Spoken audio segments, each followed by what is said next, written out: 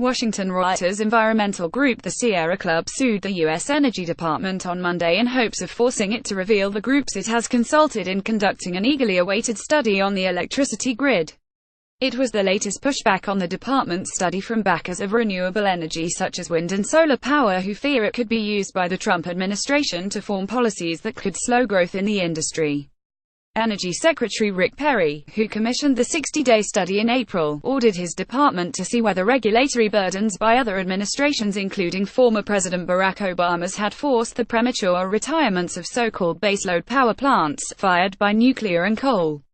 Perry said those policies potentially put at risk the reliability and security of the national power grid. The Sierra Club, in the suit filed Monday in the U.S. District Court for the Northern District of California, said the department had ignored a Freedom of Information Act request it filed in May.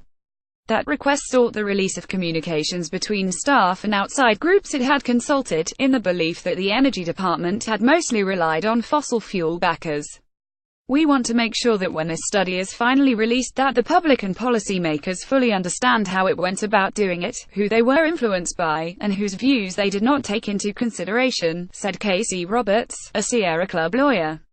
The Energy Department did not immediately respond to a request for comment. It had initially said the report would be released in July, but the release has been delayed. A draft of the study, conducted by a contractor who included contributions from staff across the department, said that intermittent renewable power has not harmed the grid, was leaked to the media last month. But an Energy Department spokeswoman said then that the draft was outdated and had not been reviewed by political or career staff, leading Sierra Club and others to believe the final draft could favor coal and nuclear.